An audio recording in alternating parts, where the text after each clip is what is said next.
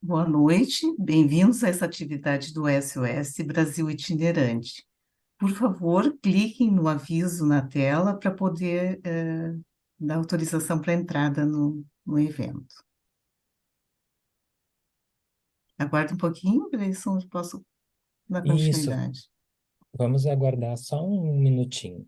Então, como Uhum. a doutora Anne estava falando, essa atividade vai ser na modalidade onde todo mundo vai poder se ver, e por isso a gente está enviando um convite para palestrante. Então, aceitem esse convite, essa mensagem que aparece na tela, para que todos possam se ver.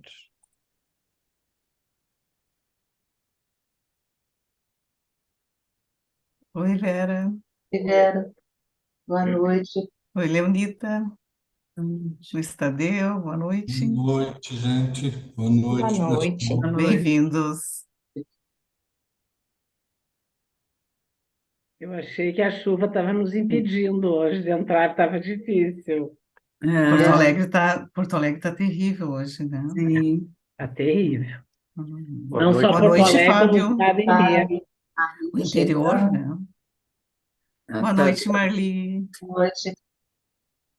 Boa noite. Oi, boa noite, gente. Boa noite. Boa Nós noite. decidimos fazer nessa modalidade, Marli, para poder conversar mais. Ah, muito bom. Boa noite. Oi, Boa Lázaro. noite, Oi, boa noite. Lázaro. Boa noite. Boa noite. Olá, boa noite. Doutora Anne, nós já temos 20 pessoas na sala, algumas não aceitaram, porque provavelmente não querem abrir o vídeo, então Tá pode bem, começar. tá bem. Então, bem-vindos novamente. Eu quero agradecer às diretorias das 4 federadas que concordaram com a ideia de fazermos um evento único aqui para o Sul, em especial as diretoras de Comunidade e Cultura, a Vera Hartmann, a Marciara Centeno, a Eleonora Spinelli e o diretor Fábio Firmino Lopes. A Eleonora, eu quero agradecer por não ter medido esforços para que esse evento fosse possível, então, nosso muito obrigada, assim como também agradeço à SPPA por todo o apoio. Nosso objetivo hoje é apresentar o projeto para quem não o conhece, assim como convidar aqueles que se interessarem para poder se aproximar dessa iniciativa. Agora eu vou deixar a Rossana falar um pouco sobre o que é o SOS itinerante. Boa noite a todos. Primeiramente, em nome do SOS, eu gostaria de prestar nossa solidariedade aos colegas do Sul pela tragédia que vocês estão vivendo, né? Muito, muito duro. E o SOS Brasil está solidário e disponível, né? Na medida que a gente puder ajudar. O SOS Itinerante é um projeto dentro do SOS, cujo objetivo é levar o SOS ao conhecimento das federadas. Então, nós enviamos cartas para os diretores de comunidade e cultura, tivemos uma adesão interessante e a gente já está até o final do ano com várias datas do SOS Itinerante por várias sociedades. Na verdade, tudo começou o ano passado, com 2 sociedades, a Sociedade de Minas, da qual eu faço parte, e a Sociedade de São José do Rio Preto, grupo. E, e, assim, foi uma experiência interessante, porque a gente percebeu o quão importante era levar o SOS, explicar como que ele funciona, até para aumentar a adesão, né? Faço parte do grupo gestor, com a Marli, Lázaro lá também com a gente, Thalita, Eloá, a FEBRAPSE tem apoiado, né, o SOS, desde a Vânia, com a Eloá também, e continuaremos com esse apoio. O Tadeu, responsável pelo grupo Corpo e também pelo grupo Solidariedade. Então, o SOS cresce na medida em que as pessoas podem participar conosco. E como responsável pela implantação do projeto, né, além das reuniões científicas, eu estou aqui para apresentar o SOS itinerante, ou seja, para agradecer o espaço aberto, né, as colegas Suzana, Thalita, Raia, e a Anne, né, e a Noá vão poder apresentar um pouco mais sobre o projeto, tá bem? Fico disponível para as perguntas e vou coordenar a parte de perguntas que chegarão pelo nosso grupo de WhatsApp. Muito obrigada. Bom, acho que a maioria sabe que esse foi um projeto idealizado pela Alicia Lisondo, e as coordenadoras gerais são a Alicia e a Marli, que está aqui presente, né? Hoje nós vamos funcionar da seguinte maneira. Vamos primeiro ouvir a fala da Thalita, que é a nossa porta de entrada, que recebe os pacientes, né? Depois, a fala da Iluá, que está representando a Febrapse. Em seguida, vamos apresentar um pequeno vídeo, e logo após o vídeo, vamos ter a apresentação do trabalho premiado, em primeiro lugar, na IPA, na categoria Saúde, o trabalho da Raya Angel Zonana e da Suzana Muscat. Depois abriremos para uma boa conversa. Então, vamos começar recebendo a Thalita Salomão, que é psicóloga, analista em formação pela Sociedade Psicanalítica de Pelotas e membro do grupo gestor do SOS. A palavra está contigo, Thalita. Obrigada. Boa noite a todos, né? Então, eu sou parte desse projeto desde a sua fundação, né? Início de 2021. Ele iniciou vinculado à questão do Covid, mas hoje em dia a gente já, né, se desvinculou dessa causa inicial, seguindo e mantendo a questão emergencial como ponto principal, né? Então, eu vou compartilhar um pouquinho com vocês essa minha experiência, essa minha função nesse projeto. Eu vou explicar um pouquinho, bem breve, assim como as colegas vão falar depois, então eu vou explicar bem brevemente o funcionamento, né, do projeto. Ele visa atender um público que teria mais dificuldade de conseguir atendimento gratuito, né? Então a gente divide esse público em 5 eixos. Seria bebê e família, crianças e família, adolescentes, adultos que tenham vínculo com esse público anterior, ou sejam da área da saúde, e instituições que trabalhem com esse público. Os profissionais que atendem, eles têm que participar de algum ateliê dentro desses 5 eixos que a gente divide o público, que contam com encontros quinzenais, né? E, além disso, também temos uma reunião científica mensal com um convidado de fora do projeto para a gente discutir algum caso de algum desses eixos.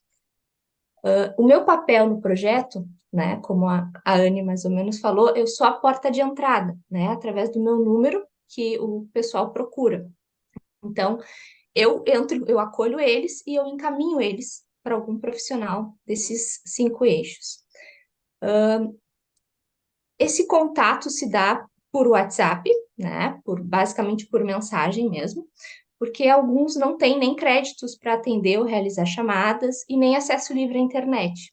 Então, foi um meio que a gente encontrou de conseguir algum contato. Isso por si só, às vezes, já gera, né, inicialmente, algumas dificuldades nessa comunicação. Então, eu os acolho, faço uma breve triagem, né, no caso, para saber para quem que é o atendimento, o nome do paciente, a idade, o motivo da procura, para poder ver realmente para qual eixo que eu encaminho.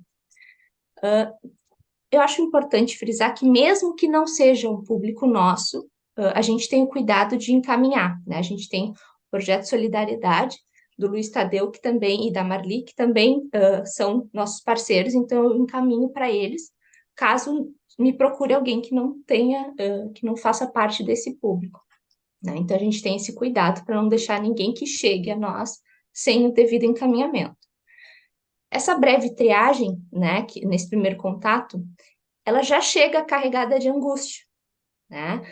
Alguns não conseguem, né, nem se identificar direito, outros mandam áudios muito minuciosos e longos, ou enviam até receitas médicas e exames juntos, assim, né?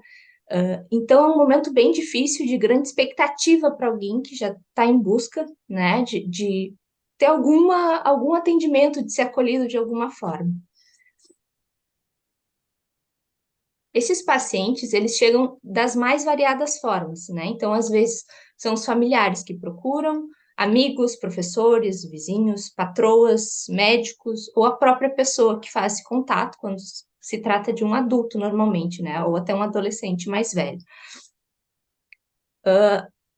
E, normalmente, eles já estão muito preocupados com esse paciente, que já está numa situação, às vezes, muito precária, né? Não só de saúde mental, mas às vezes de questões realmente sociais mesmo, né? Nesse primeiro contato, eu já informo sobre como funciona o projeto, então quantas sessões são,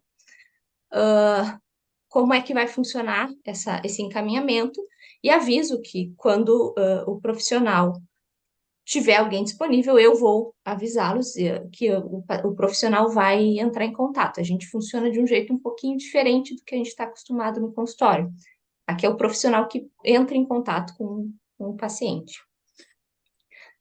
E tem alguns casos, né, na verdade, muitos, mas que me mobilizam, né?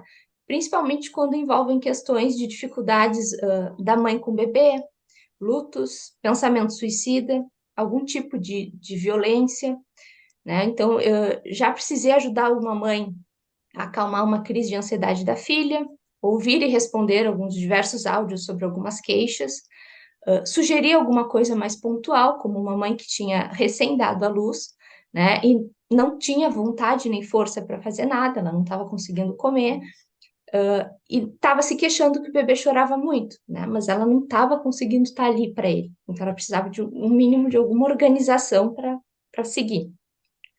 Há outras situações, né, que também me mobilizam, até pelo impacto, né?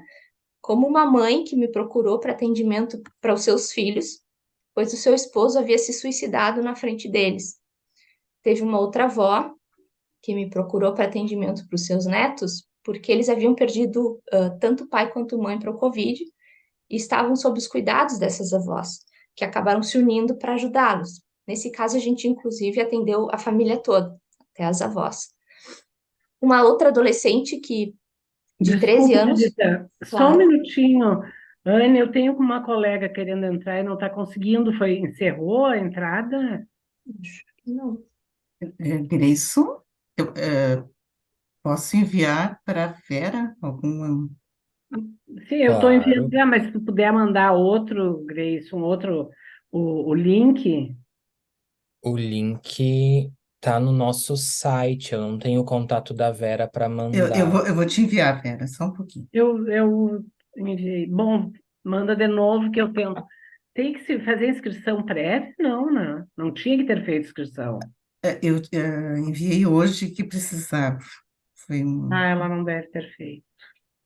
E o pessoal que eu tô te está enviando. nos assistindo como participante, se Ela se quiser aparecer inscreveu na 3 tela vezes, tô vendo e aqui. abrir o vídeo, fique à vontade, tá? Vai aparecer um aviso na tela. Desculpe, Thalita. Não, não tem problema. Resolveu uma questão. Ela já se inscreveu 3 vezes. Eu vou botar. Olha só, que pena. Eu já tinha te enviado esse, mas enviei de novo, tá, Vera? Pois é.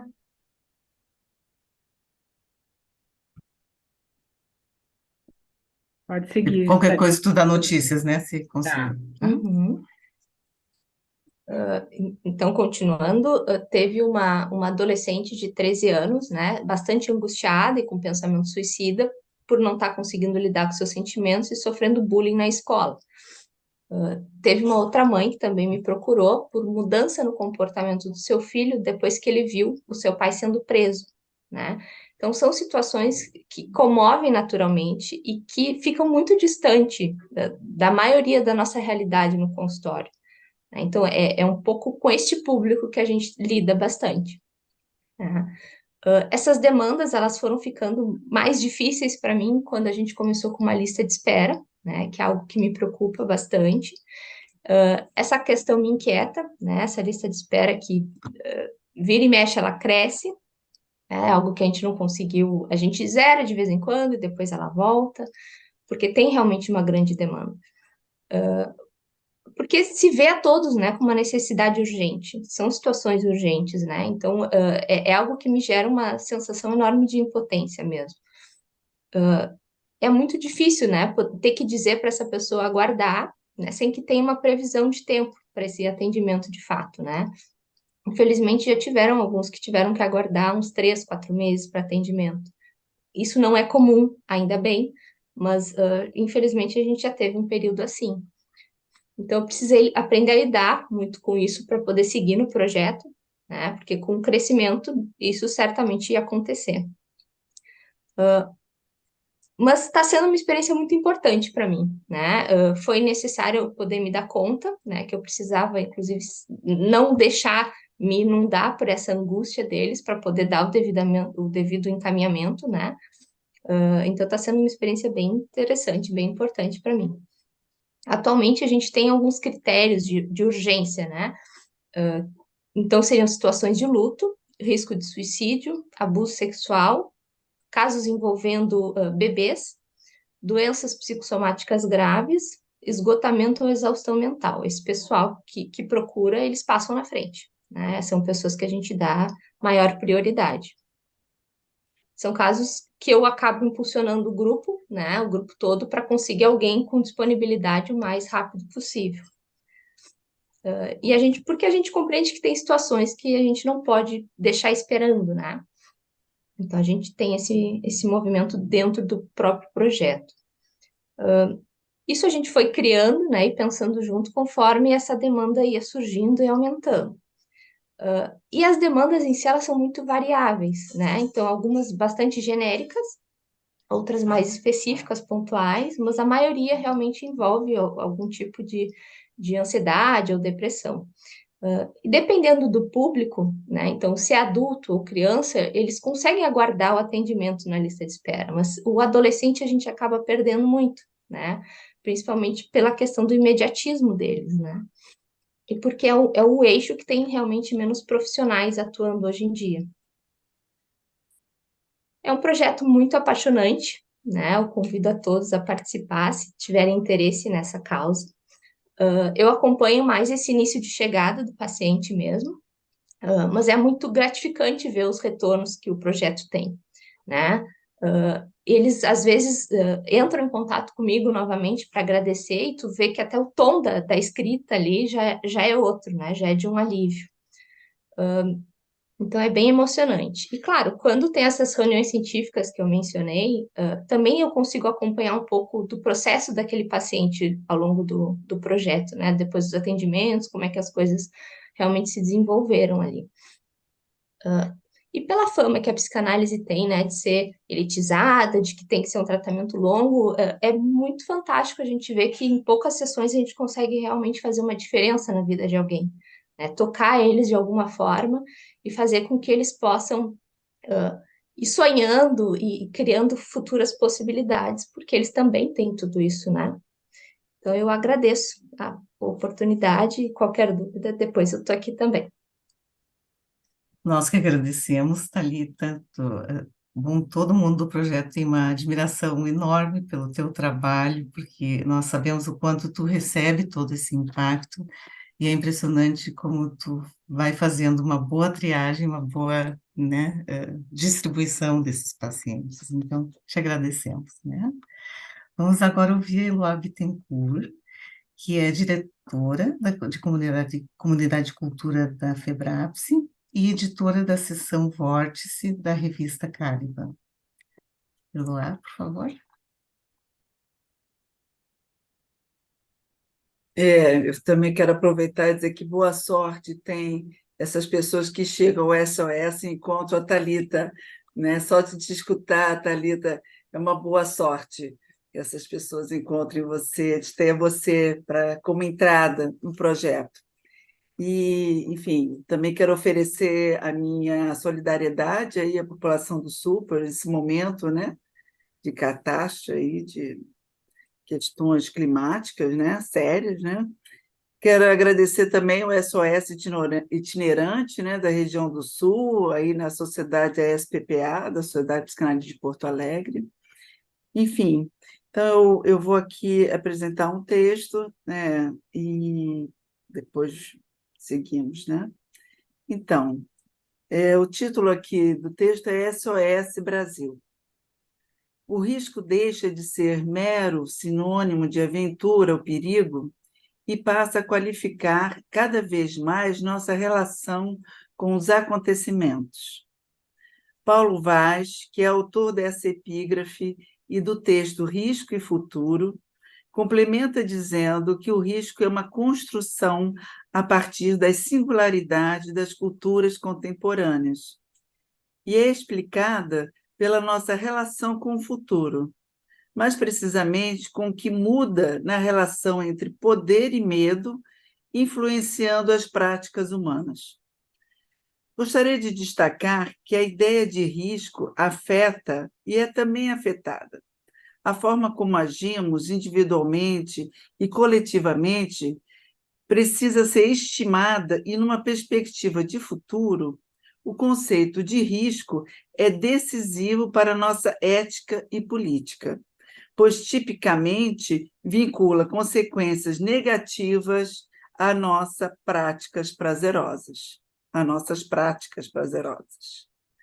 O que está em questão é o modo como o nosso presente constitui o futuro, como a nossa cultura lida com o que pode nos acontecer, seja real ou construído. Dessa forma, se a difusão da ideia de risco coloca no presente o medo das decisões, na tentativa de antecipar e evitar eventos negativos, o futuro é um risco, uma ameaça, podendo levar a uma preservação e idealização do que existe, uma ancoragem no presente, porém utópica, pois no presente experimentamos a finitude, em suas diferentes formas, impotência, sofrimento e morte. O conceito de risco aponta também para o passado, olhar para o passado no presente, para entender a causa do acontecimento e a responsabilidade do sofrimento, que desconsiderou o risco que poderia ter sido evitado. Assim, a pandemia da coronavírus nos deixou vivências intensas a partir das ações e inações governamentais, com consequências no presente passado, presente e futuro. Foi uma grande mudança na relação de poder e medo, como também uma experiência de muito sofrimento e de muitas mortes, que englobou questões éticas e políticas. Tem participado das reuniões do grupo gestor do SOS Brasil, projeto social originado na pandemia, em janeiro de 2021, como diz agora a Thalita, né? Não está só... ele caminhou, né? Um projeto que caminha conforme as necessidades do campo social, isso é importante dizer, desde que entrei para a Diretoria de Comunidade e Cultura em maio de 2022. O trabalho tem pauta e muita ação, é enorme e envolve psicanalistas de muitas federadas que são coordenadores ou compõem os eixos para atendimento gratuito, online e emergencial de adultos, bebês, crianças e adolescentes acompanhados de seus cuidadores, além de instituições envolvidas nessas atribuições. Assim como supervisões mensais, contratação de uma equipe para realizar uma estatística dos atendimentos. Aliás, muito interessante a estatística, né? O demonstrativo dessa estatística. Quantificar a entrada, a duração, a alta ou o abandono. Mas o que mais me chama a atenção é a preocupação com a lista de espera, como diz a Thalita, né? É isso, para que não haja lista de espera, que evidencia a preocupação com o sofrimento daqueles que são vítimas das muitas catástrofes que têm ocorrido no Brasil. Perceber a realidade da dor e do sofrimento dessa população e estar disponível para atendê-la é reconhecer o imperativo ético fundamental da vida. As mudanças na forma de mal-estar na contemporaneidade são evidentes. E a psicanálise surpreendeu-se com elas, não só porque perdeu espaço no campo social, que a psiquiatria veio ocupar anos atrás, numa redistribuição dos saberes, tendo em vista que o mal-estar se evidencia agora como dor, inscrevendo-se nos registros do corpo, da ação e das intensidades. Nessa perspectiva, seguindo com Birman, o pensamento e a linguagem tendem a desaparecer como eixos ordenadores do mal-estar na atualidade, enquanto assumiam anteriormente uma posição nobre na descrição do mal-estar. Não podemos pensar que uma das razões históricas e políticas de certas mudanças de âmbito geral e simbólica passa por uma fratura social, uma precarização da vida social e da economia, o aumento da desigualdade e da discriminação, tomando o futuro incerto, impedindo qualquer antecipação racional e, especialmente, esse mínimo de crença, isso aí, é o mínimo de crença e de esperança no futuro que é preciso ter para se revoltar, sobretudo coletivamente, contra o presente, mesmo o mais intolerável. O trabalho do SOS Brasil é uma forma ética e política de se revoltar, e coletivamente, diante de tempos presentes intoleráveis, e um trabalho psicanalítico no campo social, que atende ao mal-estar contemporâneo. Obrigada.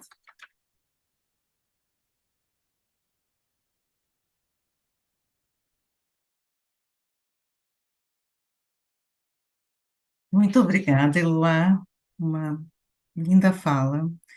E acho que eu só ia complementar assim, né, que também o SOS é poder fazer alguma coisa diante dessa realidade tão dura, né? Todos nós podemos fazer algo. Então, te agradeço. Agora, Grayson, por favor, coloque o vídeo.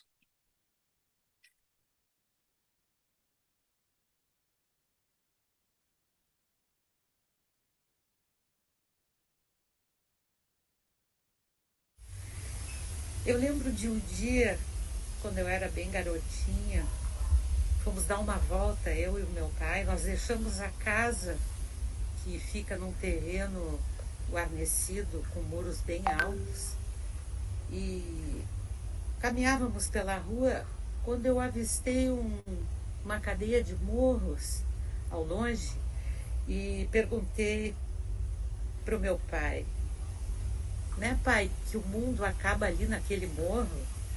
E eu me surpreendi com a risada ruidosa e simpática do meu pai. E ele respondendo, não, querida, atrás daquele morro tem muito, muito mais mundo. Eu senti um choque entre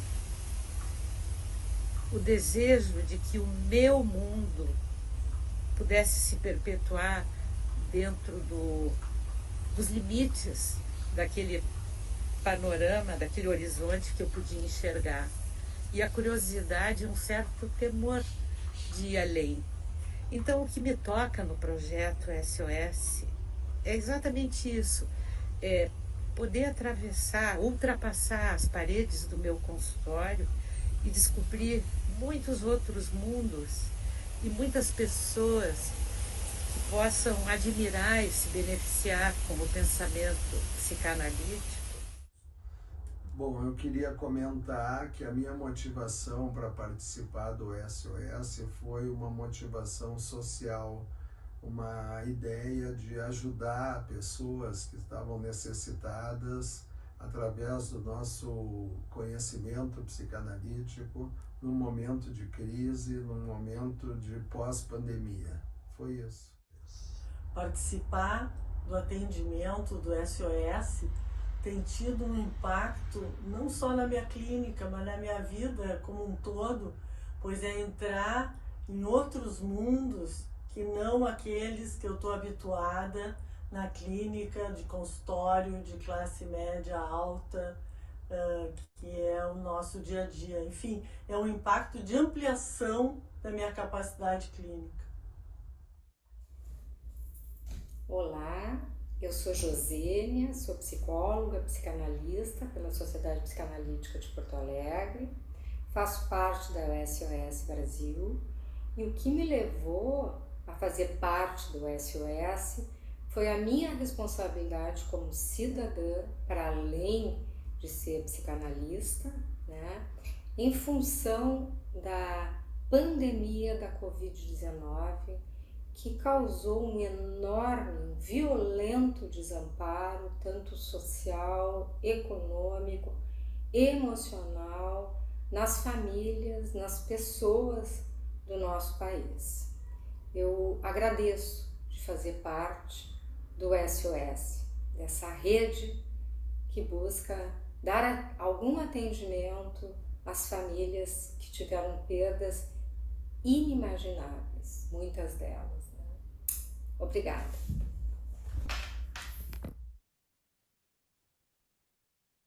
Obrigada, Grayson. Nós agradecemos a Denise Laude, a Josênia Munhoz, a Alice Sérgio Lekovics, que fazem parte do projeto e são aí do Rio Grande do Sul, né, e que prontamente se dedicaram a dar seus depoimentos, né. Agora vamos assistir a apresentação do trabalho premiado pela IPA, né. O prêmio recebido muito nos alegrou, mas se deve à dedicação e empenho dessas duas colegas, né? O prêmio foi na categoria, eu já falei antes, na categoria Saúde, do Comitê IPA na Comunidade e no Mundo.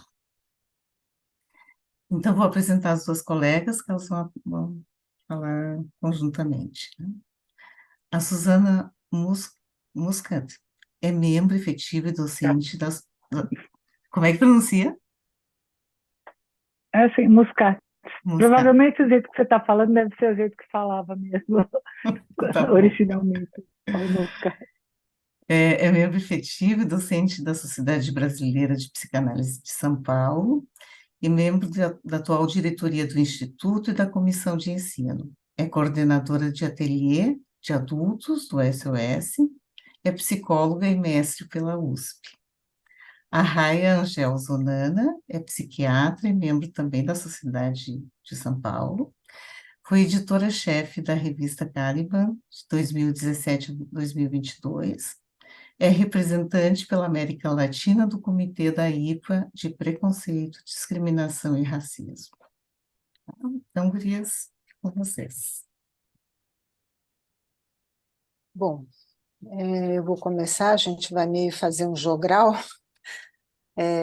Eu queria agradecer a oportunidade da SPPA e que a Anne, né, coordenou, e também queria me solidarizar com a situação, né, que o Rio Grande do Sul está vivendo, e é um prazer a gente poder apresentar, porque a gente não apresentou o trabalho.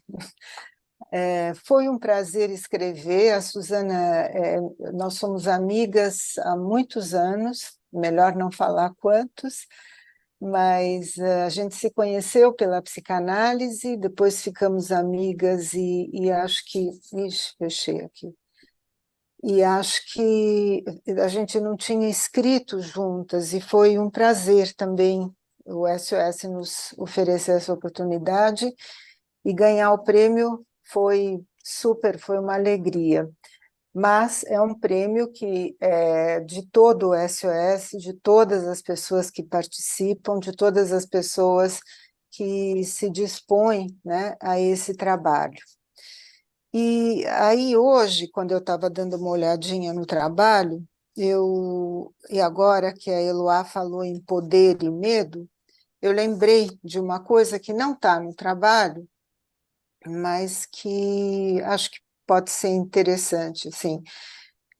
Na Peste, né, em A Peste, que é um livro do Albert Camus, que eu reli na pandemia, logo no início do livro, ele diz que uma maneira de travar conhecimento com uma cidade é descobrir como lá se trabalha, como se ama e como se morre. Bom, durante a pandemia, os que pudemos trabalhamos online, já que éramos perigosos uns para os outros. Mas algumas pessoas precisavam sair de casa para trabalhar, para que outros pudessem manter o isolamento. E aí sim, nós descobrimos como se ama o próximo e como se morre. Eu acho que, pensando a partir um pouco disso, é que o projeto SOS foi criado. Era uma situação que já vinha desde 2020, mas que em janeiro de 2021 surgiu em Manaus uma situação terrível, né? Um agravamento da situação sanitária, e pela variante de um novo vírus. E, além disso, por uma negligência das autoridades sanitárias, houve a falta de oxigênio. Então, as pessoas morriam por Covid e morriam porque faltava oxigênio. E eu acho que isso fez com que faltasse oxigênio para todos nós. E, dessa forma, né, acho que a Alicia tomou a iniciativa, lançou por meio de um e-mail, convidou uma série, né, convidou a comunidade da FEBRAPSP para trabalhar, e as pessoas, então, foram chegando e o projeto foi se formando de uma maneira muito rápida, né? Sem uma ordem pré-determinada, mas que foi se encaixando um pouco como um Lego, né? Que, de repente, forma né, uma figura. Então, uma das questões, né, que sensibilizou muito era a quantidade de órfãos que apareceram, né, que surgiram, enfim, que não tinham, né, condições não tinham cuidadores. Então, a proposta do projeto era prestar assistência psicanalítica online a crianças, adolescentes e seus cuidadores, os adultos que estavam a cargo. Bom, em face da urgência na tentativa de fornecer atendimento a um número maior de pessoas, pensou-se em limitar o atendimento em 3 a 8 sessões online. Esse formato teve a intenção de dar uma lufada de ar, né, fornecer um oxigênio psíquico né, a essa população precarizada, para que pudessem sair do estado de urgência e, se necessário e se possível, encaminhados para serviços de acompanhamento a mais longo prazo. Pouco a pouco, com base nas pessoas que nos procuravam, começou a emergir um panorama que, infelizmente, não constituiu surpresa. A pandemia revelou um país pleno de desigualdades socioeconômicas, uma massa de sujeitos em condições de vida precarizadas na saúde e na educação. E isso permitiu, né, uma enorme penetrabilidade de um vírus que já era, por si só, altamente transmissível. Assim, as questões reveladas nos encontros dos psicanalistas com a população iam além da pandemia. Eram questões anteriores a essa, de sofrimento psíquico causado pela vulnerabilização de uma população extremamente empobrecida, em que a miséria estava presente em incontáveis camadas. Percebemos o que talvez já soubéssemos, que a situação em Manaus era a ponta de um iceberg que atingia grande parte da população brasileira, uma condição que persistiu mesmo com o arrefecimento da pandemia. No Brasil, a desigualdade social e econômica é estrutural e podemos afirmar que é um país em permanente estado de crise.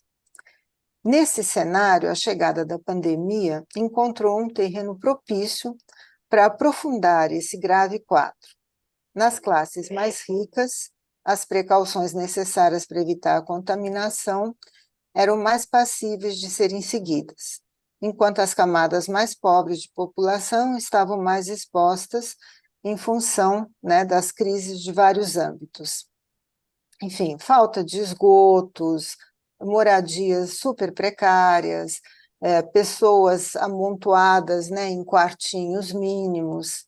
Então, o SOS Manaus se torna SOS Brasil, com a ideia de atender as pessoas mais afetadas pela dor dos muitos sofrimentos que as atingiam: mortes, pobreza, fome, falta de escolas para as crianças e adolescentes, falta de habitação ou superlotação em habitações precárias.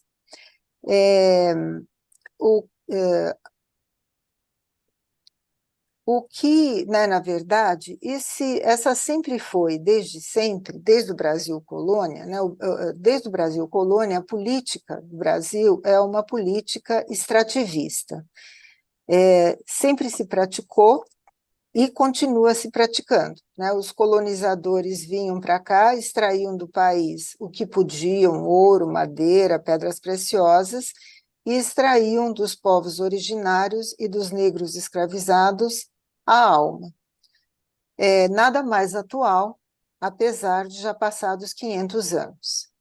Então, talvez essa consciência é que nos motivou a fazer algo que pudesse fazer mudanças, ainda que mínimas.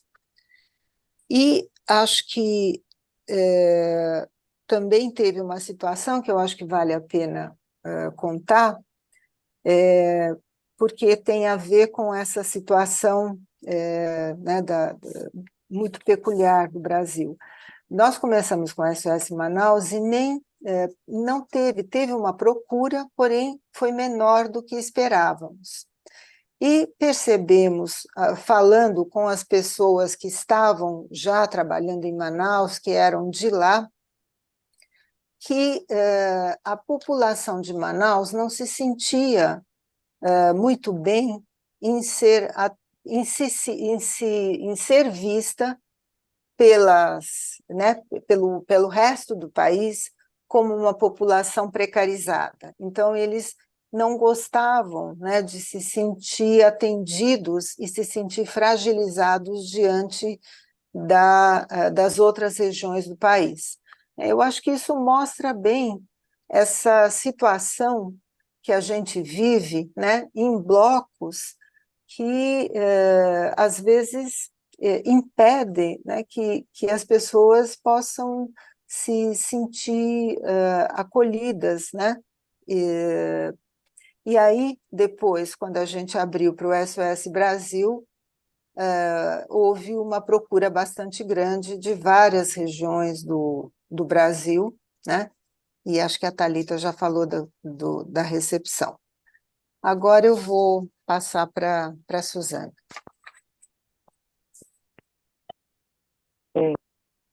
Tá ligado, né?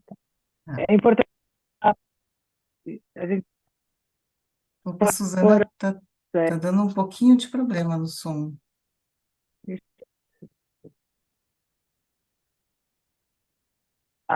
eu falar mais perto, será que melhora? Acho que Não? sim, mais perto sim. Vamos ver. Numa das reuniões, não. Quem sabe tira o fone para ver se melhora.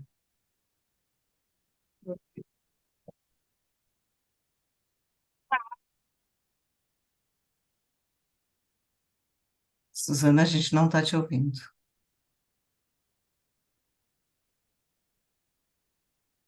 Ai, que pena. Você não quer mudar um pouquinho o teu aparelho aí para ver se a internet? Muda um Agora pouquinho de sim. lugar. Agora deu, isso. Não, eu estava falando que é ótimo, todos esses apetrechos eletrônicos são ótimos quando eles funcionam, até que eles param de funcionar, né? Isso aí. Eu estava me lembrando de quando a gente discutiu numa das reuniões de coordenadores sobre a ampliação de quando o projeto mudou de figura e se configurou no SOS Brasil, quando a gente se deu conta dessa condição estrutural brasileira, porque a crise estava longe de se esgotar com a situação da Covid. A situação da Covid era muito grave, mas ela não, a situação de crise era muito além disso, né? Então, e inclusive, esse paragrafinho que diz assim o SOS Manaus se torna SOS Brasil, com a ideia de atender as pessoas mais afetadas pela dor dos muitos sofrimentos que as atingiam, mortes, pobreza, fome, falta de escola para as crianças, para os adolescentes, falta de habitação ou superlotação em habitações precárias, dentre outras, né? Então, e aí a gente rebatizou a premiação, o Harvey Schwartz, que é a pessoa que nos premiou e que leu alguns trechos, né, que ele salientou do trabalho, esse é um deles. Bom, então, os psicanalistas que se dispuseram a trabalhar no SOS Brasil também estavam sofrendo com a pandemia, também foram expostos a essas condições, nós todos nos isolamos, mas se num início parecia que nós estávamos todos no mesmo barco e que todo mundo era afetado igualmente, tanto que se tornou muito difundido um conceito da Janine Bourget, dos mundos superpostos, né? A gente falava muito disso em várias conferências, mas pouco a pouco a gente foi se dando conta que os mundos superpostos, que quer dizer que todos estão expostos numa situação nova, imprevisível, um atual diferente de um antes, em que todos estão imersos da mesma maneira. Isso não era verdade, porque enquanto nós, analistas, estávamos nas nossas casas, no nosso computador, podendo fazer isolamento e tudo isso, a grande parte da população brasileira ou tinha que trabalhar todos os dias para poder sobreviver, né? Então precisava do dinheiro do dia, do trabalho do dia. Tinham os profissionais de saúde, que esses estavam, né, eram os nossos heróis, mas tinham todas aquelas pessoas que não tinham condições sanitárias, não tinham condições de água, de sistema de esgoto, de escola para as crianças que comiam nas escolas, então as crianças não tinham merenda para comer. Quer dizer, os mundos superpostos não eram exatamente a mesma situação para todos, né? Então, isso ficou muito claro. Então, a pandemia se impunha de forma diversa aos diferentes grupos socioeconômicos. As crianças, especialmente, não podiam ir à escola, as refeições diárias fornecidas pelas escolas públicas já não estavam disponíveis, deixando muitas famílias e seus filhos em estado de desnutrição. Os adultos, como eu disse, né, tinham que trabalhar pela subsistência diária, pois o confinamento eliminava a maior parte das tarefas dos trabalhadores não especializados. Bom, a gente pode dizer que, somado ao Covid-19, como a Eloá já falou e a Thalita acho que também mencionou, a Raia, a gestão negacionista dessa pandemia tornou-se um elemento adicional importante que nos afundou marcadamente na crise social, econômica, sanitária, humanitária e psicológica já existente. Então, isso levou os psicanalistas do projeto SOS a saírem a campo, a utilizarem seus recursos para, por meio de sessões online, oferecer um serviço de escuta que facilitasse para a população mais vulnerabilizada algum grau de metabolização da doença psicológica e um significado que transformaria a angústia difusa em sofrimento simbolizável e nomeável. Então, isso era algo, e ainda é, né, no trabalho para além da Covid, acho que essa é uma questão de transformar a angústia difusa em um sofrimento, não é eliminar o sofrimento, mas em algo que seja nomeável e simbolizável e que recursos pessoais sejam identificados para além dessa situação onde eles estão aprisionados, né? Então, além disso, a população do Brasil e o país como um todo sofria com a abertura de feridas cada vez mais profundas. Tornou-se evidente que em muitas das consultas, após as 8 sessões oferecidas, havia necessidade de um novo encaminhamento para outro tipo de serviço que pudesse sustentar o que se iniciara. Bom, então, para isso, a gente conta com o Tadeu, que é o nosso, né, a Marli, o Tadeu, mas principalmente o Tadeu. Tudo a gente liga para o Tadeu, que coordena o Grupo Corpo, e fora isso tem vários colegas que dão supervisão para pessoas de fora da FEBRAPS e que têm colaborado com o projeto para a gente fazer encaminhamentos para... Então, isso também é um desdobramento essas pessoas nunca fizeram análise e elas ficam sensibilizadas. Ontem mesmo estava fazendo reunião e, é uma coisa incrível. As dores, né, a Thalita contou, os casos são muito dramáticos, mas essas pessoas que nunca tinham tido esse tipo de escuta, nem esse tipo de interlocução, né, um tipo de conversa, de interlocução que proporciona um olhar para eles mesmos que eles nunca tiveram, ou pelo menos a maioria nunca teve. E isso sensibiliza para desejar o prosseguimento, né? Então, a gente tem feito aí o possível, acho que a gente, Tadeu, tem feito o possível para encaminhar essas pessoas, né? A Joyce e a Alicia também, né? Também tem grupos que encaminham. A A Alicia, Joyce, bom, a Alicia não precisa nem falar, né? Porque ela está ela concurso. Então, uma questão que eu acho que fica sempre, né, nesse congresso, o Lázaro escreveu um trabalho muito bem, né, ficou muito bem caracterizado, essa questão do psicanálise e política vão juntos, ou eles devem ser separados, ou o trabalho psicanalítico é um trabalho político, ou o trabalho intrapsíquico é do consultório e deve ser uma coisa, e a política, né? Muitas vezes parece que falar de psicanálise e política é falar de psicanálise para pobre, né? Psicanálise para classes desfavorecidas.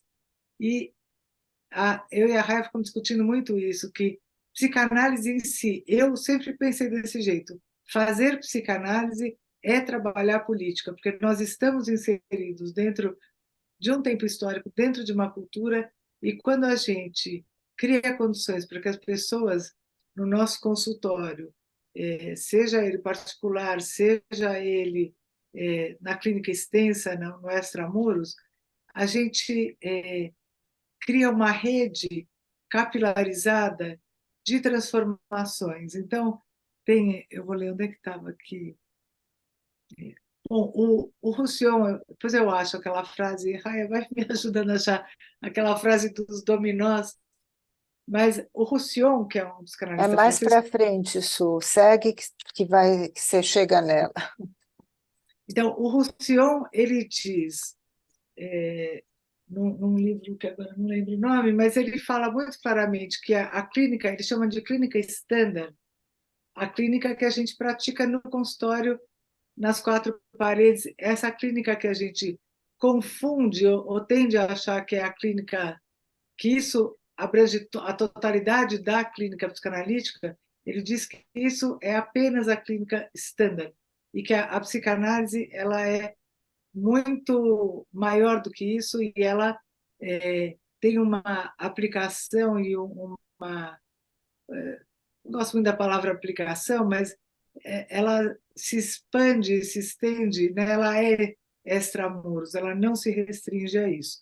E, bom, a Harriet Wolff, que é a presidente da IPA, que deu continuidade a trabalhos anteriores, o Stefano Bolonini, o Claudio Zeric, a Virginia Unger, e essa comissão IPA na comunidade no mundo é uma iniciativa da Harriet Wolff, e ela diz, citando Freud, ela diz que o uso da análise para o tratamento das neuroses é apenas uma das suas aplicações, e o futuro talvez mostre que não é a mais importante, né? Que a psicanálise trata das neuroses, mas que o futuro, e estamos nesse futuro do qual ela fala, né, citando Freud lá para trás, que de fato, né, a psicanálise atende a situações muito além da neurose.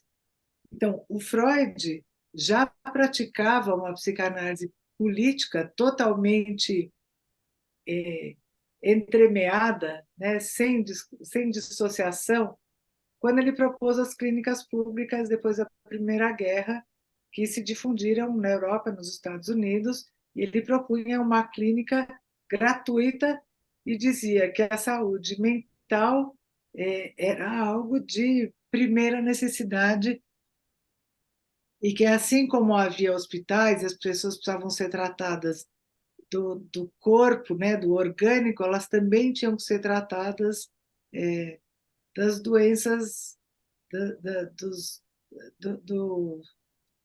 do que resultou da guerra, né? Das neuroses de guerra, dos desdobramentos da guerra. E isso durou até o início, né? Um pouquinho antes da Segunda Guerra, quando isso foi dispersado.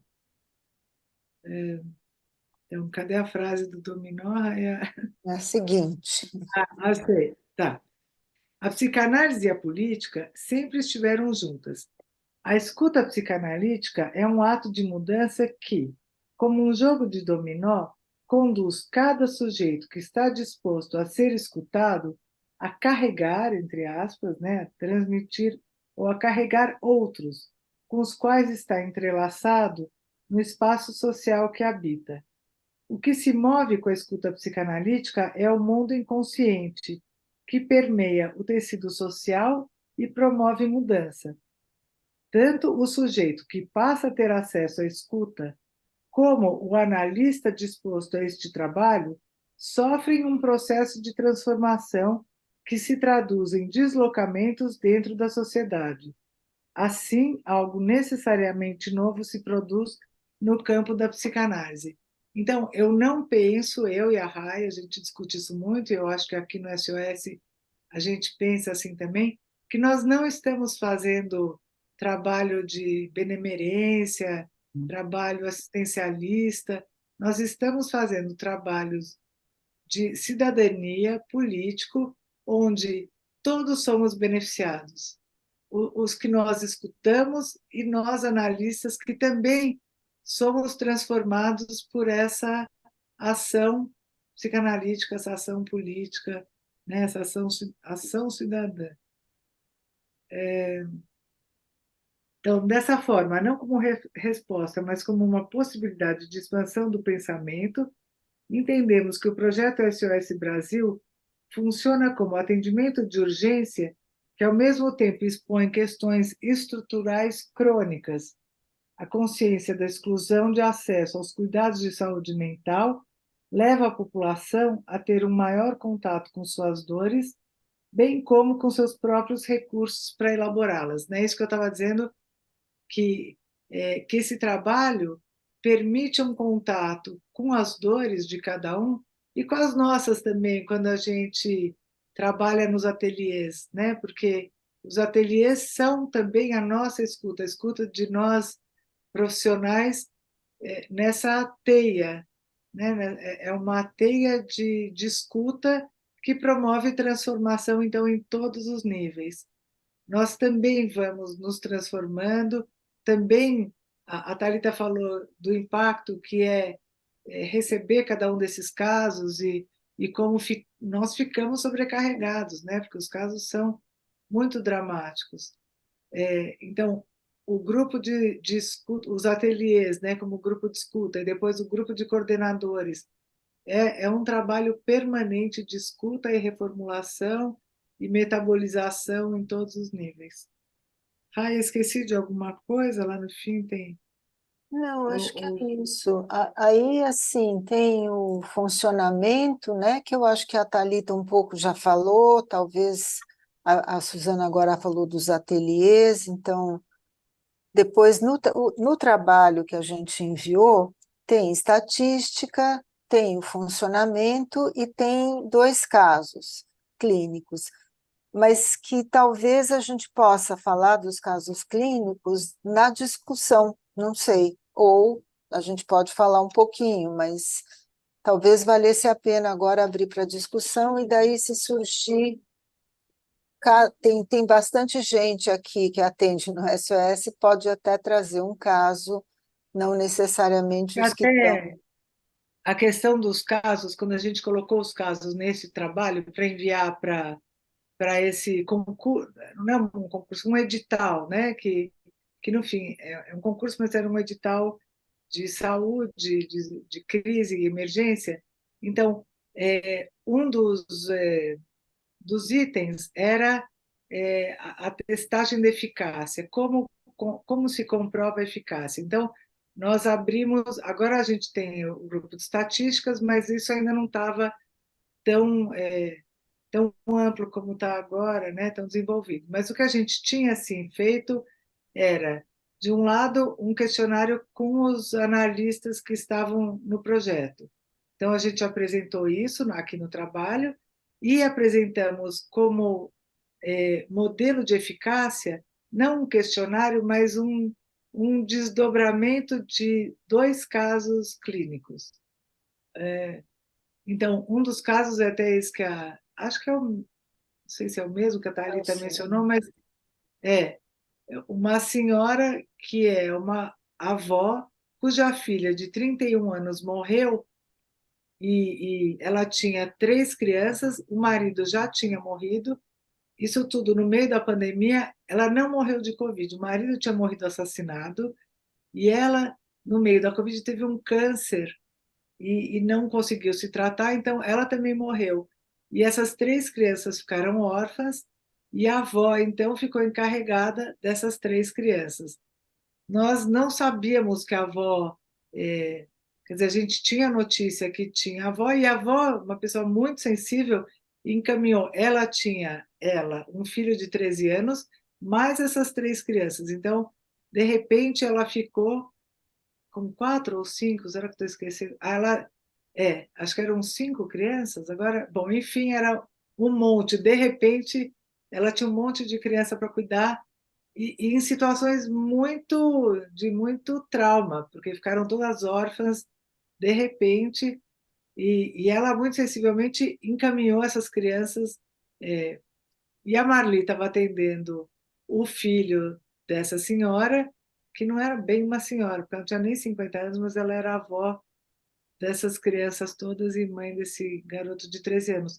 E o garoto contou que ela tinha tido um AVC no meio de tudo isso, era um estresse, né, emocional enorme. Ela teve um AVC e nós rapidamente nos mobilizamos e ela então foi atendida. Foi um trabalho lindo e eu acho que fica muito evidente a eficácia desse trabalho, dela poder elaborar, obviamente, em 8 sessões, não tem mágica, depois ela foi encaminhada para continuar, mas mesmo 8 sessões, porque elas se estendem por mais ou menos de 1 mês e meio a 2 meses e meio, se a gente atender uma vez por semana, às vezes um pouco mais, um pouco menos. Então, esse foi um período que deu tempo dela falar da dor, falar do sofrimento, da dificuldade de repente, se tornar mãe, ou, na ocasião, assim, o trágico ficando mais trágico, o marido achou que era um pouco muito, aí ele então deixou ela lá sozinha, porque ele achou que ele não podia ajudar, foi morar em outro lugar. E depois, no final, ele voltou para ajudá-la.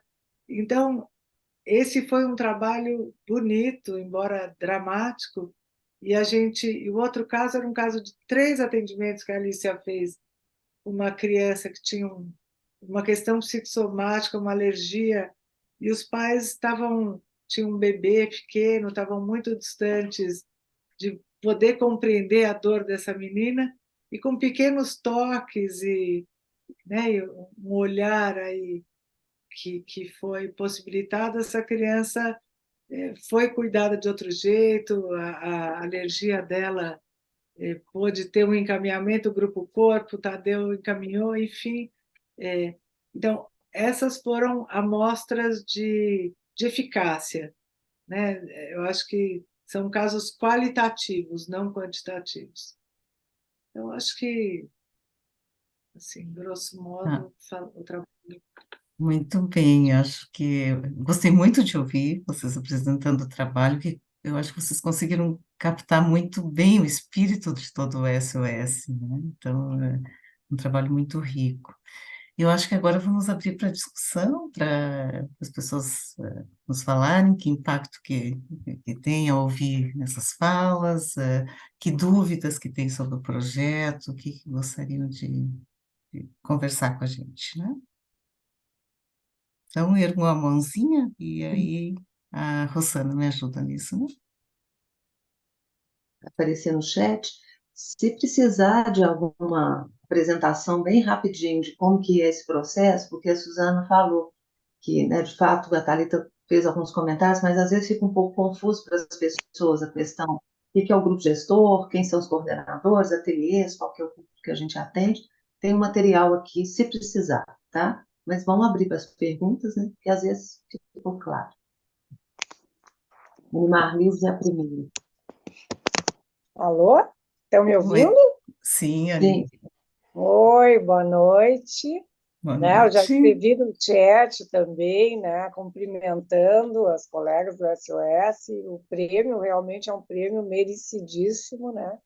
Também agradeci no chat a oferta, né, do atendimento aqui para o Rio Grande do Sul, porque realmente a situação é muito trágica, né? Mas eu fiquei ouvindo vocês e pensando, né, nessa questão que que é uma coisa muito pioneira, né, esse projeto, né? Não sei como é que estão os outros países, até da América Latina ou de outros lugares, se chegaram a fazer algo nessa dimensão, né?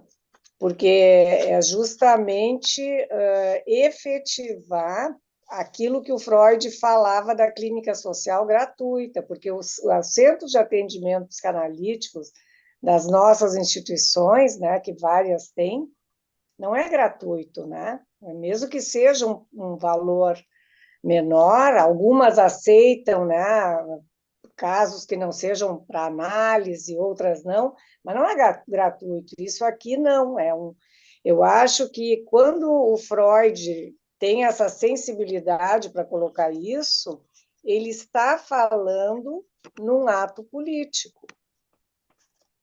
Ele não está falando só de atendimento psicanalítico pela psicanálise ou pelo valor dela. Ele está fazendo um ato político, uma declaração política, né, de uma sensibilidade dele a isso, que havia uma população que não teria acesso, né? Então, eu acho que essa questão das pessoas se defenderem tanto, né, da ideia do político, a gente tem que se perguntar por quê. Por que existe essa resistência, né, nas instituições ou nos psicanalistas de se verem como seres políticos, de entender, né, em seus atos que esses atos são políticos, né, e que isso é uma coisa de valor, isso é um problema, né?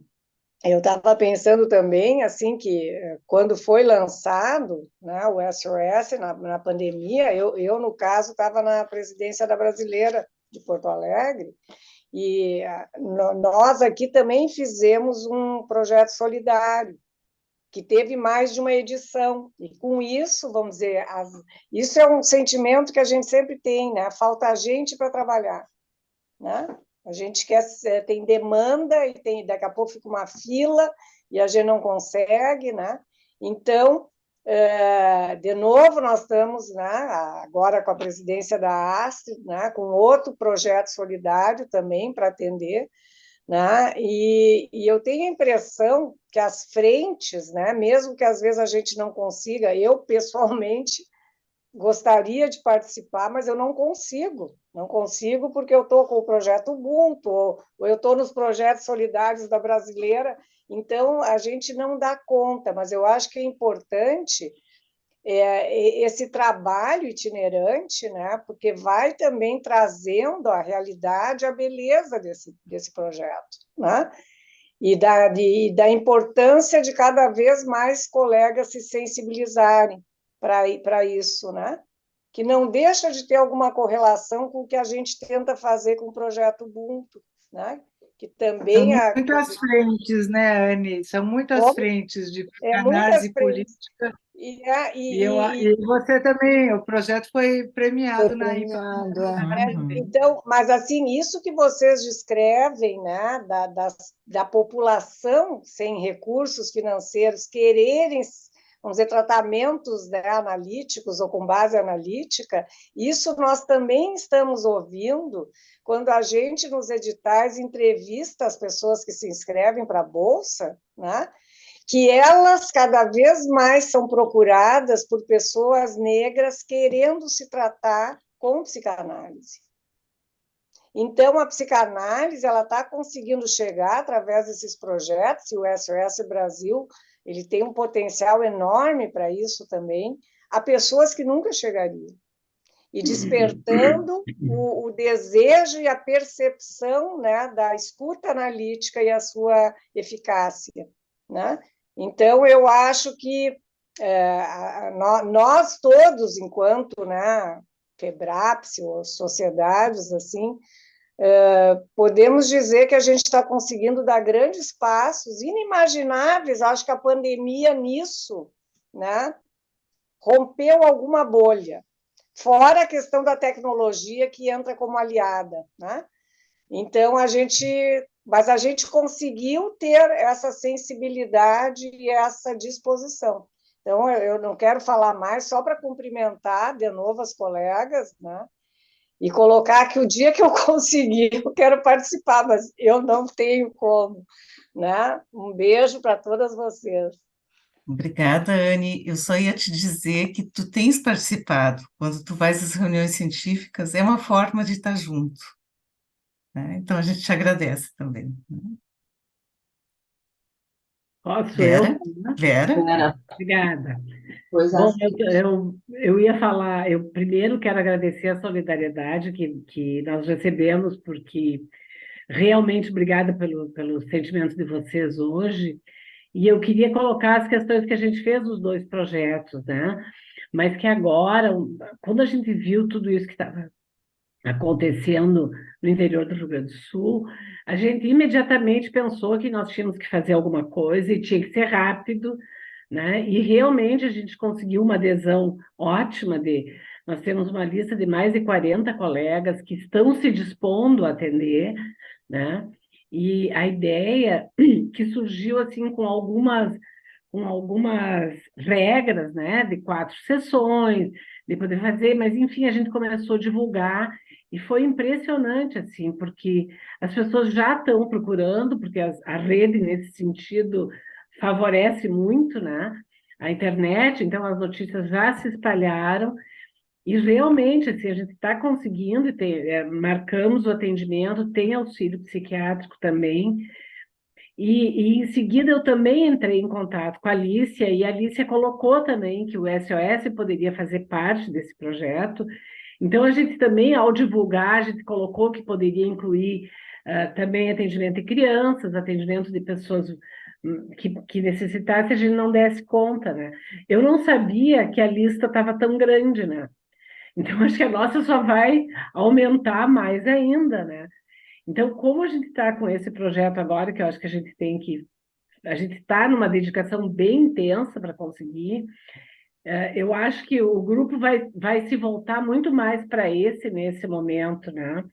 Mas eu achei interessante, assim, que vocês têm toda uma dinâmica de funcionamento, né, que eu acho que foi a Rosana que falou, né, que eu acho que seria interessante que a gente recebesse para poder divulgar entre os nossos sócios também, porque eu acho que tem poucos sócios que têm o conhecimento do que é o SOS.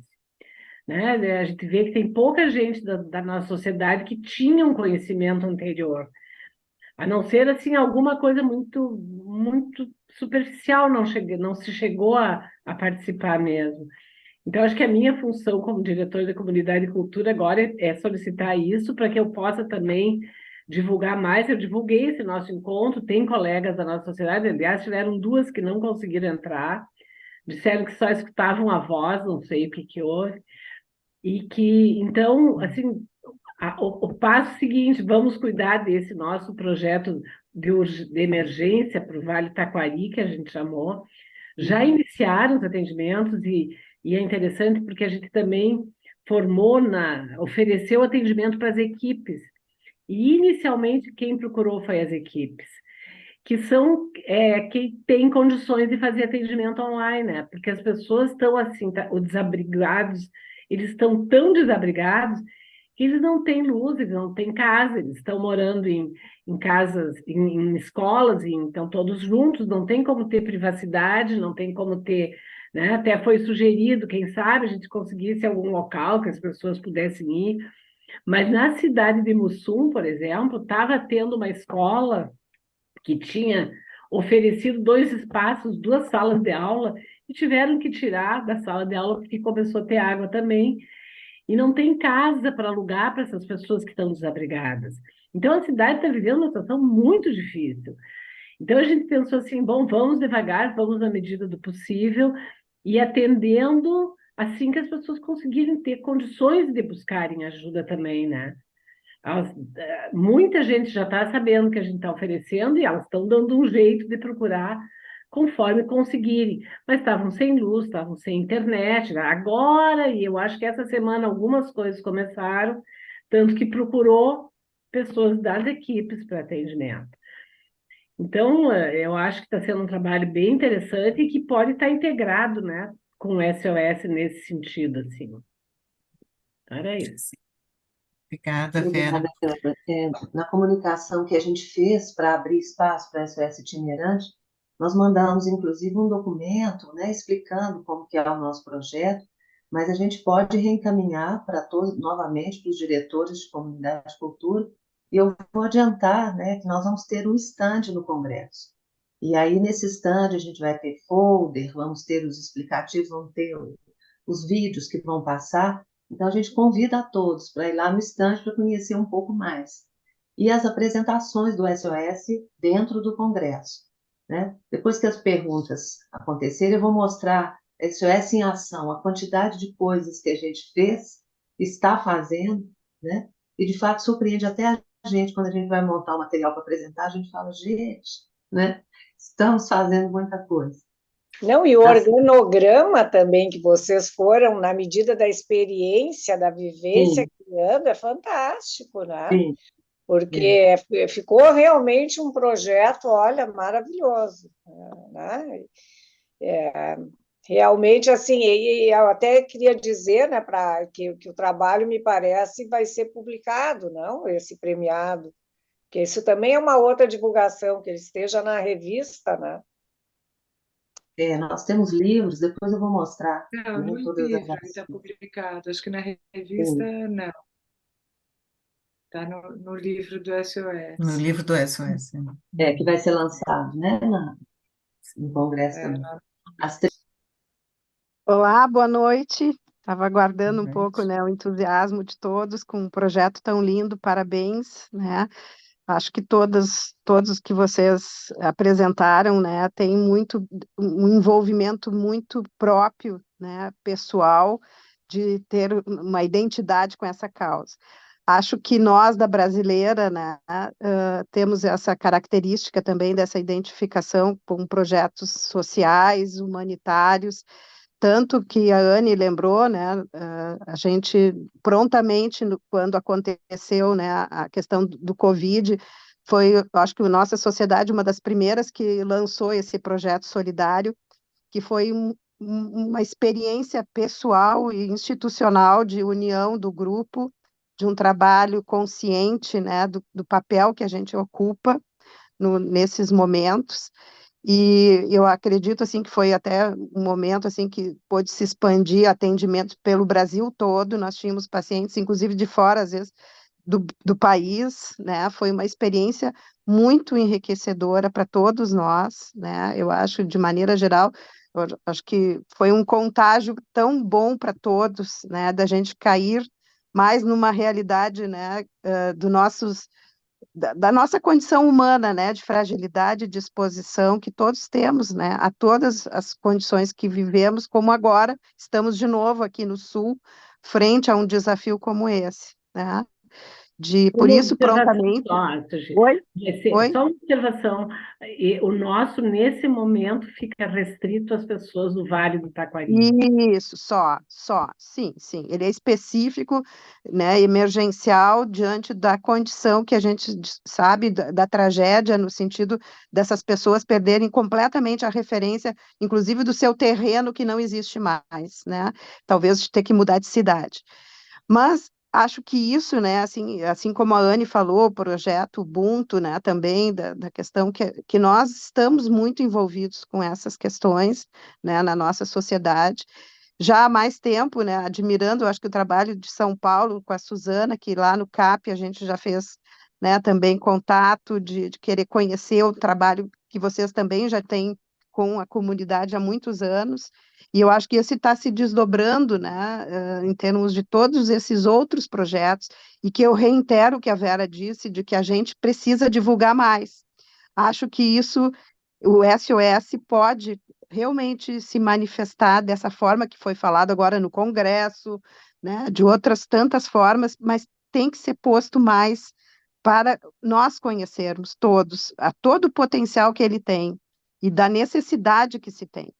Eu só queria colocar, acho que foi a Suzana que traz a questão do Roussillon, né, que é um autor que eu gosto muito, e eu fiquei lembrando também da questão que ele traz do nosso dispositivo clínico, que ele coloca que não importa, eu gosto muito também dessa parte, quando ele diz que não importa se o paciente está abaixo da mesa, sentado na poltrona, deitado no divã, exatamente, este aí, né? Esse livro, Suzana. Eu acho que é um livro muito importante para quem trabalha com essa, como nós estamos aqui pensando, a questão do dispositivo clínico, não importa onde nós estejamos, né? A escuta analítica é igual em qualquer circunstância, né? Eu acho que a gente poder estar com o paciente, né? E eu gosto muito de pensar quando ele disse isso, que ele diz que, bom, o paciente não importa se ele, em que espaço ele está dentro do nosso consultório ou fora do consultório, se a gente está disposto a atender. E lá ele trouxe as experiências que ele fazia de atendimento, de ir às ruas, buscar os adolescentes que estavam drogados, que não iam até o tratamento, o grupo ia até os pacientes e trazia os pacientes para dentro das instituições para poder ser escutados e trabalhar, né? Então, eu tenho a impressão que com essa convicção que a gente possa ter, né, do nosso lugar como analista, da nossa escuta e da importância, porque eu também, quando atendi no Solidário, eu tive uma grande surpresa, né, da experiência que eu nunca mais podia pensar, né, que pessoas que nem se conhecem, porque eu nem por telefone, só se tinha voz, e essas pessoas compareciam nos horários e aproveitavam aquele trabalho, a escuta e a transformação que eles podiam ter tão rapidamente. Para mim foi uma experiência, assim, né, como analista, que me tornou muito mais sensível ainda a esse instrumento, esse dispositivo clínico que nós temos na nossa mão. Então, eu só queria, Alicia, te admiro muito, gosto muito da tua identificação com esse projeto, tu é uma pessoa que transmite isso, né, de verdade, com a tua convicção disso. E todas nós aqui, vocês, gurias, que apresentaram hoje o trabalho, parabéns. Eu acho que, assim, dá uma expectativa, né, de esperança muito bacana para nós, eu acho, do Brasil, principalmente, né, que está aqui unido, né, de uma certa forma. Então, eu só queria parabenizar todos, né? Muito obrigada. Alice. Bom, boa Alice, noite. Boa noite. Eu, Alicia? Não, Alice. Ela tá com... Agora, depois é você, Alice. É uma alegria muito grande estar aqui com vocês. Também me solidarizo pela tragédia. Quero mais uma vez dizer de que o mérito é de toda uma equipe que trabalha apaixonadamente. Eu tive a sorte de encontrar gente mais apaixonada do que eu sou. Então é impressionante como nas reuniões uma tem uma ideia e outra tem outra e as coisas se potencializam e a alegria com a qual a gente trabalha, né? Mas eu queria ressaltar duas questões, né? A primeira é que, tendo em conta um autor como Winnicott, né? Nós não temos como não ser políticos no sentido da polis, né? Para poder criar um ambiente tão humano quanto possível para o desenvolvimento de nossa subjetividade, né? Então, eu acho de que o ser psicanalista nos compromete com o humano, y nos compromete con una experiencia y una esperanza de transformación do humano. Todos no temos como no ser políticos. Y aquellos que dicen, no, yo no me intereso por política, ya están tomando una postura política, ¿no? Ya están tomando un determinado vértice, a meu ver, muito perigoso, ¿no? Entonces, yo quería también salientar para Vera y para los que aquí están, que nosso foco es el ser que está formando su personalidad. Por esto los bebés, las crianças, los adolescentes y todos aquellos que tienen un compromiso para poder promover ese desenvolvimiento, ¿no? Las instituciones por donde pasa un bebé, una crianza, precisa ser un lugar de desenvolvimiento mental, no puede ser un depósito, ¿no? Entonces, la idea de trabajar con las instituciones o con esos profesionales es justamente para sensibilizarlos da necesidad y del compromiso de poder contribuir para la salud mental en un sentido muy amplio, ¿no? Y yo concordo plenamente, estas pessoas sabem muito del sofrimento humano, têm muito a nos ensinar, mas não sabiam que existia algo chamado psicanálise. Então, é uma forma de divulgar a psicanálise e permitir que chegue a lugares que era impensável que pudesse chegar, ¿no? Entonces están todos convidados a participar de las reuniones científicas porque yo tomo un decir de Laszlo, ¿no? Una preocupación de todos nos que una psicanálisis para pobres no sea una pobre psicanálisis. Por eso que todos los colegas precisan estar en ateliers, porque ese es un lugar de crecimiento, un lugar de creatividad, un lugar para poder pensar y lidar con las angustias y no caer en actuaciones, como que a gente se mantém psicanalista estando colocado en la línea de fuego. Y también las reuniones científicas con personalidades que tienen mucha experiencia en esto, no solo para que nos ayuden con el paciente que nos presentamos, sino que nos ayuden a pensar en los pilares epistemológicos del proyecto para que a gente possa decir con mucha convicción lo que nos hacemos es psicanálisis. Entonces, muy obrigada a todos por todo y los aguardamos en el Congreso, donde nos vamos a tener alegría de publicar el libro y justamente el libro es con la transcripción de las reuniones científicas que hemos realizado los domingos, donde están contemplados todos los hechos, ¿no? Bebés, crianças, adolescentes y también o hecho de adultos. El libro es eso, es la presentación de los pacientes que hemos atendido con la contribución de estos colegas seniors que te hemos convidado. Muito obrigada a todos.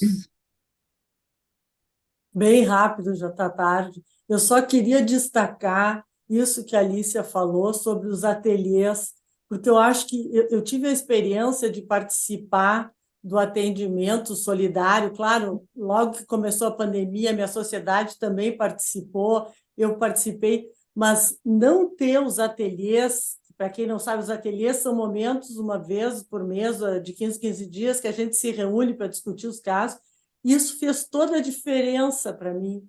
Eu acho que isso dá uma consistência para o trabalho, a gente consegue ver especificidades. Então, eu acho que mesmo nesse atendimento mais de urgência, eu acho fundamental que se crie os ateliês, porque isso realmente muda o tipo de trabalho que a gente oferece, né? As reuniões científicas também, mas é que aí é mais a longo prazo. E eu acho importante, a Alicia convocou todos para o Congresso, queria convocar todos para participar do SOS, que a gente sempre precisa de mais gente, né? Porque eu acho que ampliar a clínica, essa precisa de psicanalistas interessados nisso. E a última coisa que eu queria colocar, que eu sei que não é específico de agora, mas vocês não acham que esses atendimentos têm alguma coisa a ver com gênero? Por que a maioria são mulheres? Né? A nossa atividade aqui na Sociedade Psicanalítica de Porto Alegre, de comunidade, tem um colega, todas as outras são mulheres, 25, acho. Aqui também O marido, né? Ainda bem, tem o teu marido. Isso. Mas então, eu acho que isso também é um aspecto a ser pensado, Mas a porque... população atendida, Alice, também a maioria são mulheres. Tá, Raia, mas na não, eu clínica estou só privada também comentando. a maioria é mulher. Por que os homens não estão? Tu entende? Na clínica privada também a maioria são mulheres. Eu acho que esse é um assunto também a ser pensado. Assim, eu acho que, tendo em vista, né, o funcionamento das instituições. Mas agradecer, né? E eu faço parte e tenho aprendido muito, mas acho que é muito importante toda essa estrutura que tem por trás dos atendimentos, né? Né, da coordenação, dos ateliês, do estudo. Acho que isso aí dá muita consistência ao trabalho. Marlise. Né? Eu vou falar uma outra coisa, mas só pegando o gancho da Alice. Alice, eu acho que as instituições psicanalíticas elas estão cada vez com mais mulheres, inclusive numericamente, né? E eu acho que isso é que está permitindo que exista um SOS Brasil. Porque quem é capaz de criar isso são as mulheres. Eu não estou, Sérgio, os outros que estão aqui, não estou dizendo que os homens, né, vocês são muito importantes, mas a criação desses projetos se dá através de um olhar das mulheres que estão na FEBRAPSE. A questão de gênero, para mim, entra aqui. Eu acho que se tivessem, vamos dizer, só homens na FEBRAPSE, eu não sei se ia se criar um projeto SOS Brasil ou qualquer outro desses, né, dessa linha. Então, aqui tem uma opinião minha, só estou dizendo uma opinião. Mas o que eu queria falar, que eu me inscrevi para falar, foi sobre outra coisa. Eu já falei isso para a Alicia em outro momento, né? Além de novo, cumprimentar a Alicia, eu acho que eu gosto de pensar estrategicamente, as estratégias, né? Então, me parece que essa questão de precisar de pessoas para atender, e precisa mesmo, eu quero sugerir para vocês, que são as coordenadoras, que vocês tentem, nesse próximo congresso da FEBRAPSE, criar uma reunião da diretoria da FEBRAPSE, né, como o braço político, né, diretoria da FEBRAPSE, junto com presidentes de sociedades e diretores de instituto. O que eu quero dizer com isso? Eu acho que o SOS Brasil ele tem que estender um braço dele para dentro da formação analítica. Ele não pode ficar só no âmbito da sociedade, tá? Assim como na diretoria de comunidade e cultura, enfim, ao meu ver, ele teria que poder entrar para dentro dos institutos. Isso quer dizer o quê?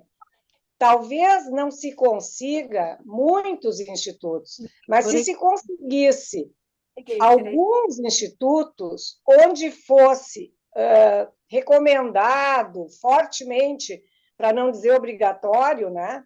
Mas assim, que fosse bem recomendado que o membro do instituto candidato tivesse uma experiência de um atendimento, pelo menos. Então, se isso começar a funcionar e houver esse engajamento dos institutos e dos candidatos, né? Só aqui tu começa a ter um grupo que pode atender, que até então não está mobilizado, né? E que pode representar, sim, um aumento de número de pessoas para atender e número de pessoas atendidas. Então, eu faria isso se eu estivesse na coordenação do SOS Brasil. Eu proporia uma reunião no Congresso de Campinas com essa configuração, tentando levar o SOS Brasil para dentro dos institutos, tá? Como atendimento clínico, porque isso é importante na formação do psicanalista. Tá? Então, essa é a minha sugestão para vocês. Muito obrigada, muito obrigada. Muito boa a sugestão. Tá? Por isso que é bom conversar, né? Para pensar juntos, né? Rosana, vamos encerrar? Sim, só Podemos? fazendo um adendo a essa colocação que a Ana Marlis fez, o SOS itinerante ele fez uma abrangência pela FEBRAPS, né, e para os diretores de comunidade e cultura. Uma outra informação é que o e-mail marketing da FEBRAPS, a gente consegue um apoio muito grande da FEBRAPS, pela EOA e por todos, né, e pela Thaís, que está na parte de divulgação. Então, o e-mail marketing das reuniões científicas do SOS, ele chega todo mês, para todos os membros FEBRAPS. Agora a gente vai criar um SOS itinerante candidatos, isso já está no nosso plano, né? Foi conversado sobre isso, e só que a gente vai precisar deixar passar o Congresso, porque senão a gente não vai conseguir, né?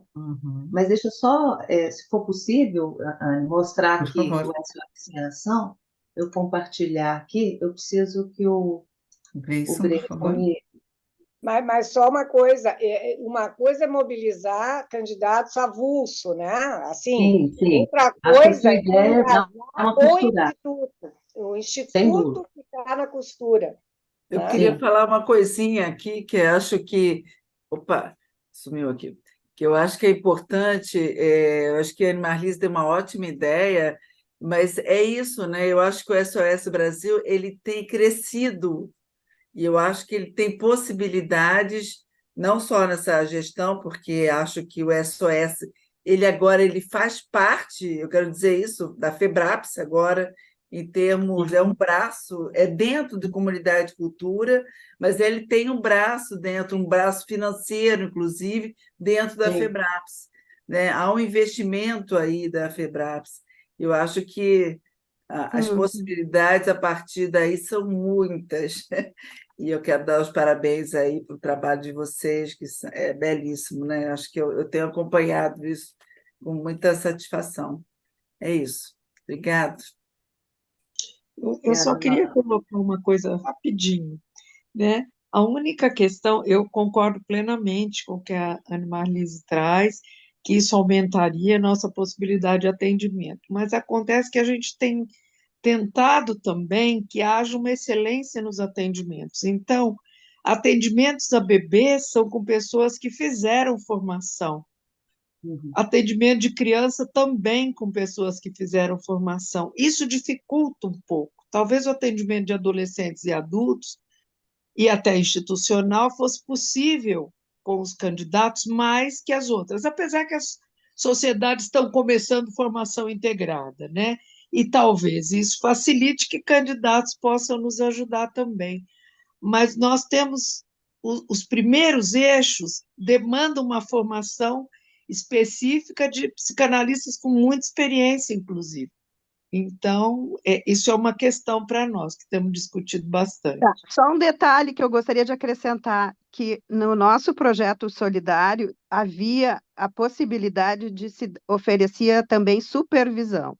E a minha experiência até é interessante, que eu dei supervisão para um atendimento, e essa pessoa depois seguiu em análise, e foi o caso de um dos membros do Instituto.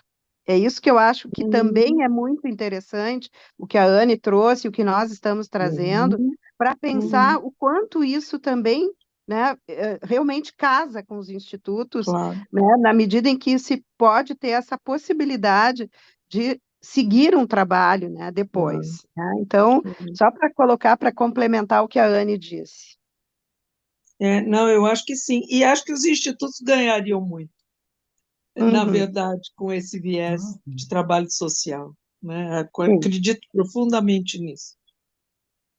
Sim. Rosana, tu conseguisse compartilhar? Sim, eu estava esperando o pessoal falar. Isso aqui é só, gente, um panorama do que o SOS faz. Nós temos atendimentos, temos as supervisões dentro dos ateliês, cada ateliê tem sua coordenação, as supervisões do PACE, que Marli está, né, envolvida, tem o SOS itinerante, que é o que está acontecendo hoje, nós temos reuniões científicas todo último domingo do mês, o lançamento de livro, o Grupo Corpo, que tem vários profissionais afins, o Grupo Solidariedade, que são psicólogos que prestam atendimento, são coordenados pela Marli e pelo Tadeu.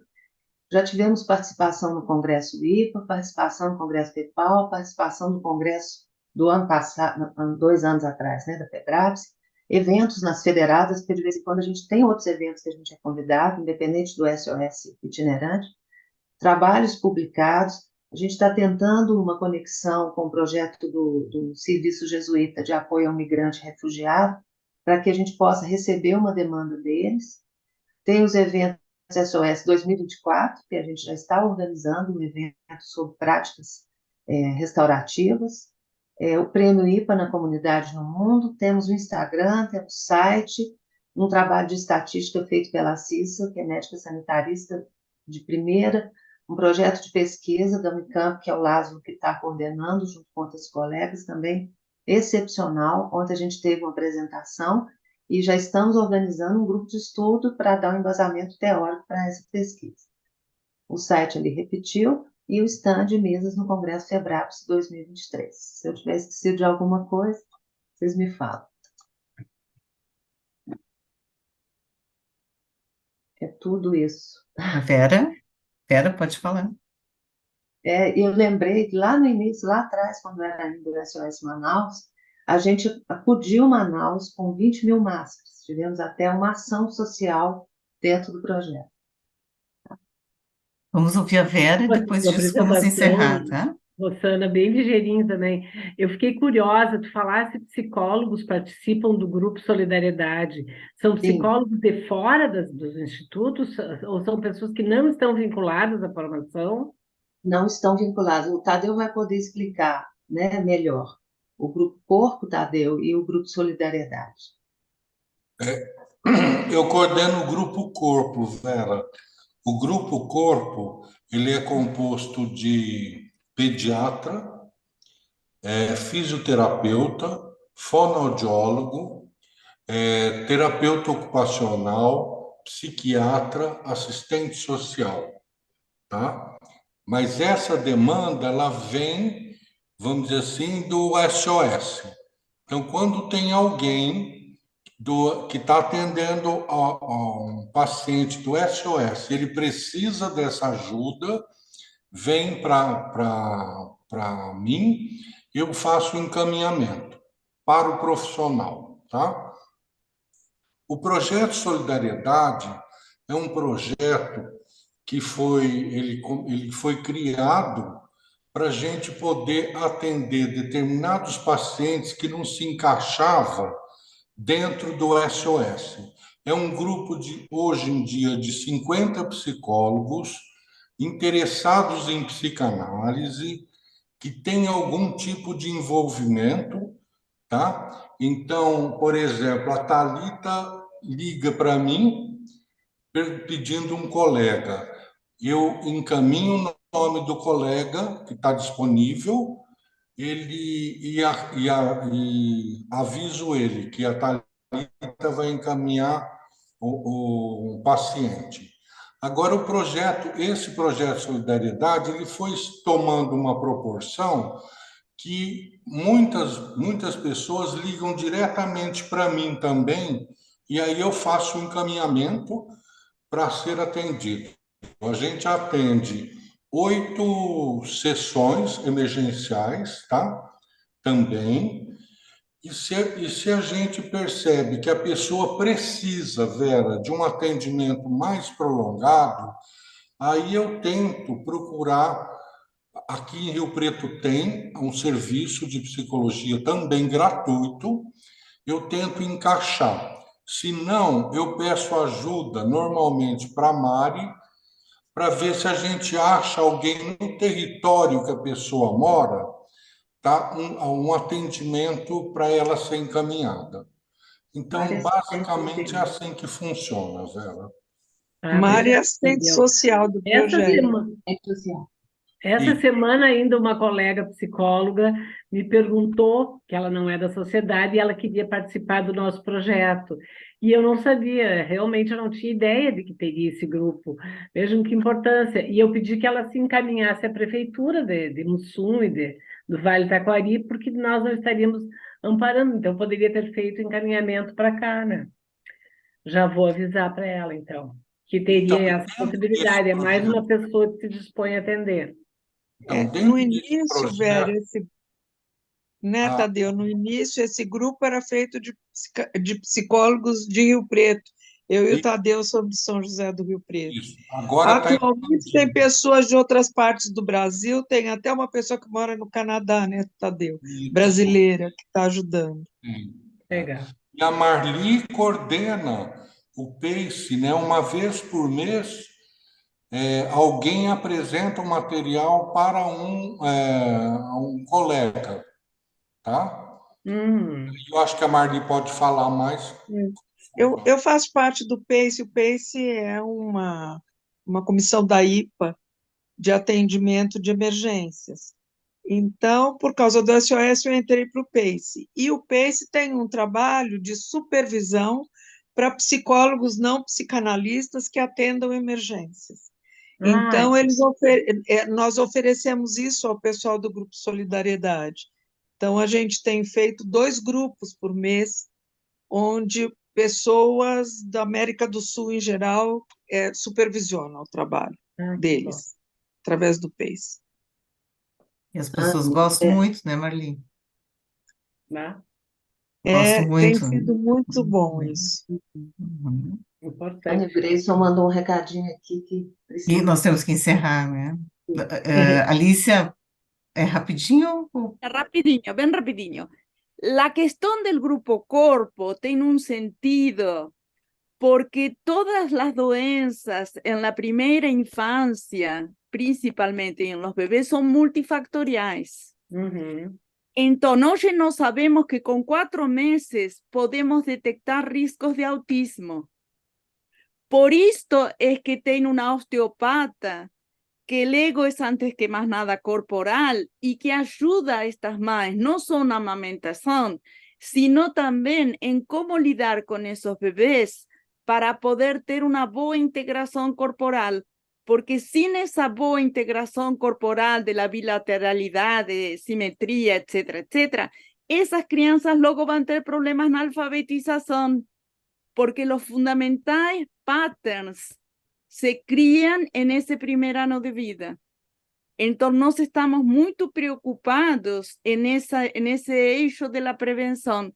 Por eso que el grupo corpo es fundamental. ¿Tá?